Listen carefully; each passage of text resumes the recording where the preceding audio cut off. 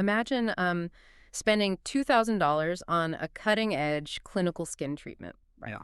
You sit through the discomfort, you deal with all that redness, and then a week later, your face actually looks phenomenal. Right, you get that immediate gratification. Exactly. You are so thrilled with the early results that you immediately call the clinic and beg them to squeeze you in for another session next week, just to double down on that progress. Because more is always better, right? That's the mindset. And the clinic, maybe they're prioritizing their booking software over your biology, so they say yes. Which is a huge mistake. Yeah, you walk into that second appointment thinking you're fast-tracking your way to flawless skin, but in reality, you are about to literally destroy the very tissue you just paid to build. It is a really brutal paradox, honestly. I mean, we are deeply conditioned to believe that more effort and, faster repetition always equals better results. Yeah. But the cellular architecture of human skin, it operates on a totally uncompromising timeline. It just doesn't care about your schedule. Which is exactly why we're taking a deep dive today into the biological holy grail of anti-aging, and that is neocollagenesis. Right, the medical term for how your body actually manufactures new collagen. Exactly. And we are pulling from a massive stack of source material today to get to the absolute biological truth of how this all works. We're looking at clinical dermatology guides from 2026, medical operating protocols for aggressive in-clinic treatments like RF microneedling and ablative CO2 lasers. The heavy hitters? Yeah, the really intense stuff. As well as the device manuals for the latest at-home ultrasound tech, like the Even Skin Eclipse. Our mission for you today is simple. We want to decode the biological schedule of your skin. Because it really doesn't matter if you're spending your hard-earned money in a high-end medical spa or, just spending your precious time in front of your bathroom mirror with a handheld device. Right. If you rush this biological process, you ruin it. So true. But okay, before we can talk about when to schedule your treatments or how often to use these devices, we have to look under the hood. We need to understand what's actually happening in the tissue. Exactly. Like what physically happens when a fractional laser, a microneedle, or a wave of acoustic ultrasound hits your skin. Okay, let's unpack this. Because a really useful way to visualize this entire process is to think of it like constructing a skyscraper.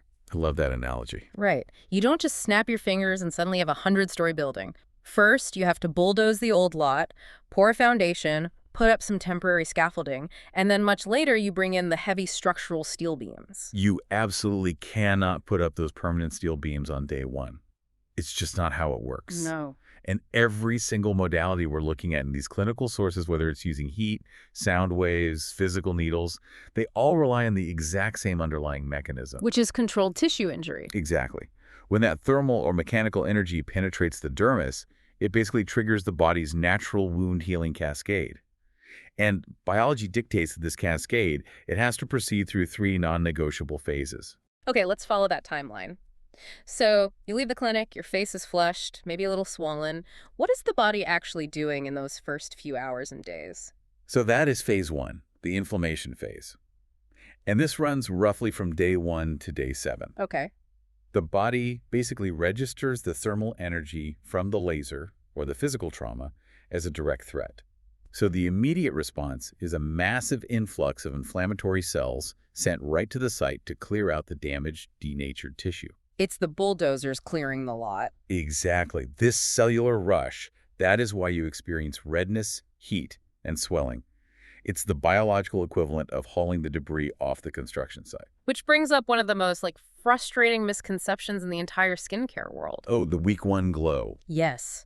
You look in the mirror on day 3 or 4 and the redness is fading, your skin looks incredibly plump, the fine lines seem to have vanished, and you think, wow, the treatment worked instantly, look at all this new collagen. Yeah, that glow is purely an optical illusion. Wait, really? I mean, there is absolutely zero new structural collagen in your skin on day 3. None. Oh, wow. What you're actually seeing is localized edema. Swelling. Yes, swelling, along with increased blood flow and temporary hydration trapped in the tissue. The actual building materials haven't even arrived at the site yet. So if the bulldozers are just clearing the lot during that first week, what's the biological trigger that tells the body it's time to actually start building? That transition brings us directly into phase 2, which is the proliferation phase. Okay, when does that hit? This starts around day 5 Yeah. and actively runs through day 21. So the thermal injury acts like an alarm clock for specific cells called fibroblasts. The builder cells. Right. Fibroblasts are your body's dedicated builder cells. Yeah. Once that alarm rings, they wake up, they migrate to the injury site, and they begin frantically producing what's known as type 3 collagen. Okay, so going back to our skyscraper, this type 3 collagen is the temporary scaffolding, right? Like, it goes up fast, but you really wouldn't want to rely on it to hold up the building forever. It is entirely a temporary patch job. Type 3 collagen, it's synthesized really rapidly by the body in response to trauma, but structurally, it is weak and disorganized. Right. It just lacks the dense, cross-linked structural integrity that you need for firm, youthful skin. It only exists to provide a temporary matrix so the open wound can close and the tissue can stabilize. Which means at week 3, we are still waiting for the heavy steel beams. We're waiting for the material that actually provides structural lift and tightens the skin long term. And that material finally arrives in phase 3, the remodeling phase. Okay. And this phase doesn't even meaningfully begin until around week 3. But the astonishing thing is that it can continue for 24 months or more. Wow. 2 years. Up to 2 years, yeah. Over this highly extended period, the body releases specific enzymes that meticulously break down that weak type 3 scaffolding. It replaces it. Exactly. As the scaffolding is dissolved, the fibroblasts replace it with robust, highly organized type I collagen. The steel beams. The steel beams. Type I is the dense structural protein that actually delivers the aesthetic results you're paying all this money for. So we're looking at a minimum of almost a month before the permanent structural material even begins to form in the skin. The initial phases are really just prep work. The remodeling is where the actual anti-aging happens. Okay, so if we know that strong type I collagen takes months to form, how does that biological reality dictate the way we should schedule our clinical sessions? Because here is my natural instinct as a consumer. If my skin looks perfectly healed on the surface by day 8, like no more redness, no more peeling, why am I sitting around for another month? Right, you want to get back in there. Yeah. What happens if I demand a loading schedule of 3 to 4 sessions spaced just 2 to 3 weeks apart? To force the body to make collagen faster. The clinical data addresses this 2 to 3 week spacing very aggressively. Oh, they do. Oh, yeah. The medical protocols for high-intensity interventions, like RF microneedling and non-ablative fractional lasers, they're locked in at 3 to 4 sessions, spaced strictly 4 to 6 weeks apart. 4 to 6 weeks. Exactly. Deviating from that timeline and treating it 2 weeks is just biologically destructive. Wait, destructive? If I hit the tissue with more energy while it's already actively healing, shouldn't that just compound the results? Why is a 2-week gap actively harmful? Think about what is happening on a cellular level at week 2. Your skin is deep in the proliferation phase. The fibroblasts are working overtime laying down that temporary type 3 scaffolding. Right. If you hit the tissue with another massive wave of thermal energy right then, you are essentially dropping a bomb on an active, vulnerable construction site. Oh, so you're destroying the temporary matrix before it even has a chance to transition into permanent collagen. Exactly. You force the body to entirely abandon the transition to strong type I collagen. The tissue is forced right back into emergency phase 1 inflammation. That sounds terrible. It is. And if you do this repeatedly, you compound the inflammatory response, which dramatically increases the risk of adverse events like post-inflammatory hyperpigmentation. Yikes. But more concerningly, pushing for aggressive, rapid treatments causes the fibroblasts to behave abnormally. How so? Instead of meticulously laying down smooth, organized type I collagen, they panic. They lay down dense, highly disorganized bundles of collagen fibers.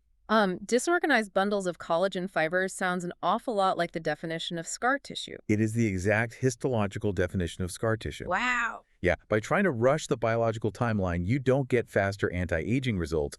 You just end up stiffening the dermal tissue and creating a chronic state of low-grade inflammation. So by waiting the full 4 to 6 weeks between clinical sessions, you are allowing the acute inflammation to fully resolve and the initial scaffolding to actually stabilize. Right. At 4 to 6 weeks, the tissue has securely committed to the phase 3 remodeling process.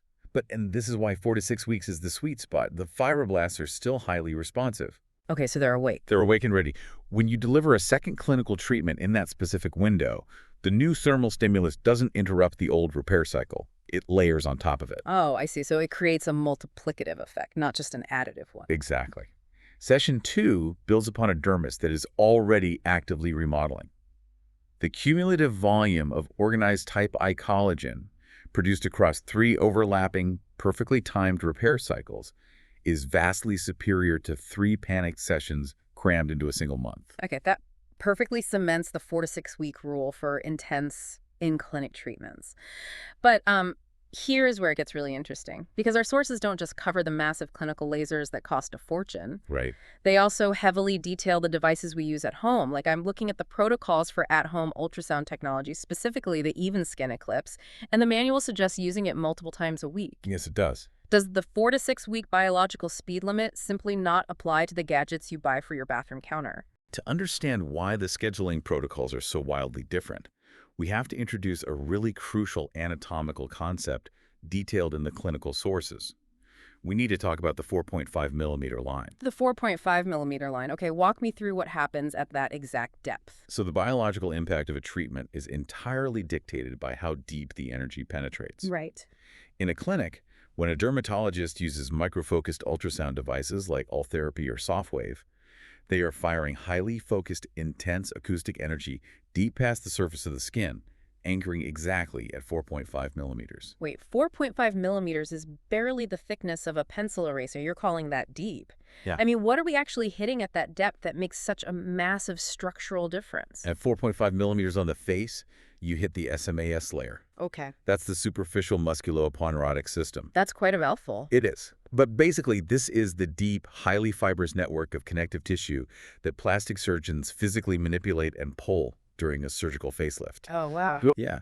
Clinical-focused ultrasound deposits massive thermal coagulation points, essentially tiny controlled internal burns directly into the SMAS. And that does what? This causes immediate tissue contraction and initiates a massive traumatic remodeling cascade.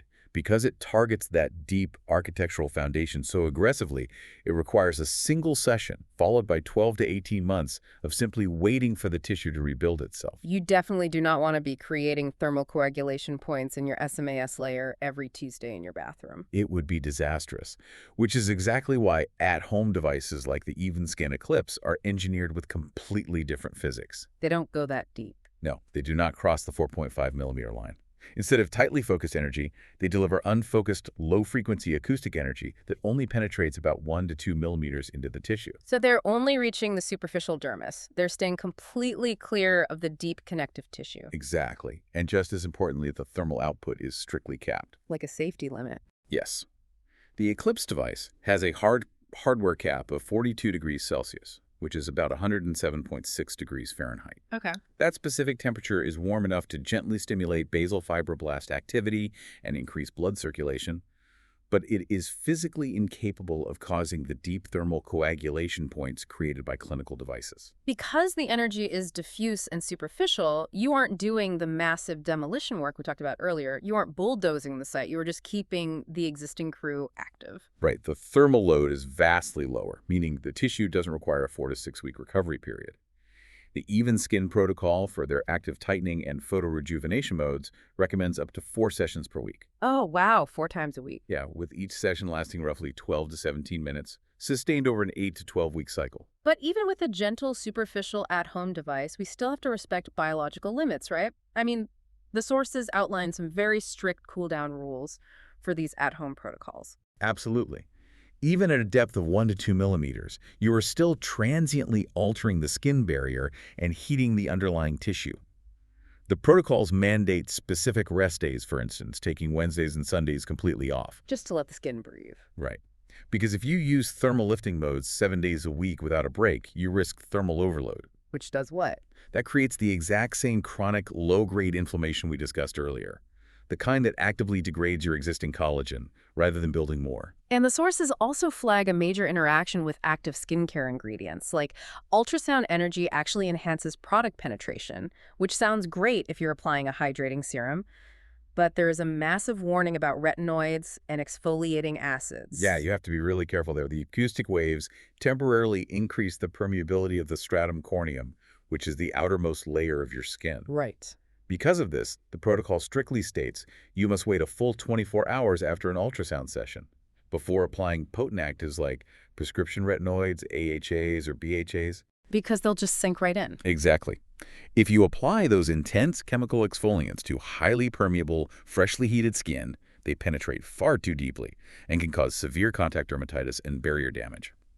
So, what does this all mean for you listening? I mean, whether you are enduring intense clinical sessions spaced a month apart or dedicating 15 minutes 4 times a week to gentle at-home maintenance, there's a universal question hanging over all of this. When do you see the results? Exactly. Right. When is the actual finish line? Because it is incredibly frustrating to diligently follow these protocols, look in the mirror at week 3, see no massive structural lift, and just, throw the device in a drawer or cancel your remaining clinic appointments. Quitting at week 3 is statistically the most common mistake consumers make with skin tightening interventions. Really? Week 3? Yes. Because whether you are dealing with a superficial device or a deep clinical laser, you are ultimately bound by the realities of cellular turnover. Deep in the reticular dermis, a full cycle of collagen turnover requires roughly 60 to 90 days. So if you quit at day 21, you are packing up the site before the phase 3 remodeling enzymes have even begun to install the type I structural beams. You're just walking away from the job. The true peak of your aesthetic results the moment where the new structural collagen is fully integrated and the skin exhibits maximum elasticity and firmness that doesn't materialize until the 3 to 6 month mark after your final scheduled treatment. And if you have the patience to actually wait for that 3 to 6 month mark, the data in these clinical trials is absolutely staggering. It really is. I was looking at the histological tissue samples from the sources, and they show that collagen and elastin deposition can increase by as much as 400% 6 months after completing a proper series of 4 clinical treatments. It is a profound structural transformation of the tissue matrix. I mean, 400% more collagen is hard to even conceptualize. It means the actual physical thickness and bounce of your skin is fundamentally different than it was half a year ago. But this brings us to the next hard biological truth in the source material. That 400% boost, it doesn't stay there forever. No. Unfortunately, biology resumes its natural course. Right. Once you hit that peak, the intrinsic aging process, which is compounded by daily UV exposure and environmental oxidative stress, it begins to degrade that new dermal collagen by approximately 1% every single year. So how do we protect that massive investment? How do we maintain the results once we've spent months building them?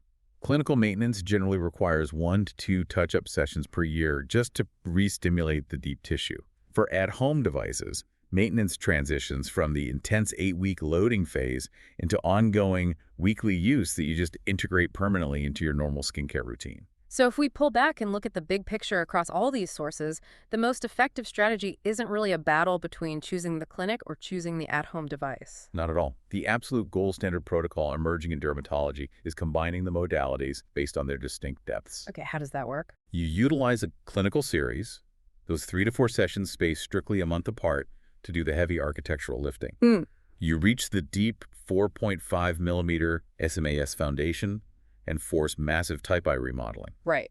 Then, once that deep foundation is successfully set, you deploy your at-home ultrasound and radiofrequency devices weekly. That gentle, superficial dermal stimulation actively fights off that 1% annual degradation. It makes perfect sense. It's exactly like going to the dentist for an intensive deep cleaning twice a year, but you still brush your teeth at home every single day. The clinic builds the deep architecture, and the at-home device preserves the superficial polish. It is a totally comprehensive, multi-layered approach to tissue management. So to summarize all of this for you listening, the ultimate shortcut to being well-informed about skin tightening is accepting that you just cannot out-hack your own biology. You really can. If you want true structural remodeling, if you want those dense, highly organized type I collagen steel beams supporting your skin, you have to respect the biological schedule. That means enduring 3 to 4 clinical sessions spaced exactly 4 to 6 weeks apart. Or it means consistent, measured use of at-home devices over a full 3-month cycle with mandatory rest days.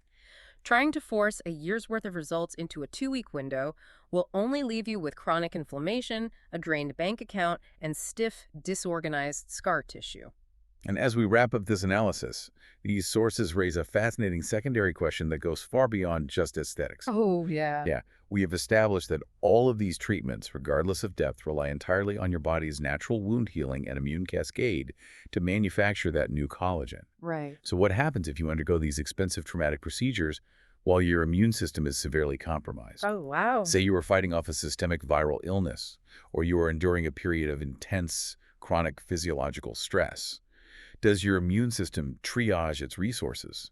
Does it prioritize fighting the virus and managing the cortisol, effectively abandoning the dermal repair process? That makes total sense. Could fighting off a severe flu the week after your treatment mean that your expensive collagen scaffolding is left permanently unfinished in the dermis? That is an incredibly provocative thought to leave on, and it completely reinforces the idea that skin health doesn't exist in a vacuum. It is intimately tied to your total systemic health. You can't just order a skyscraper on next day delivery, and you certainly can't build one if your internal construction crew is out sick. Thank you so much for joining us on this deep dive. We will see you next time.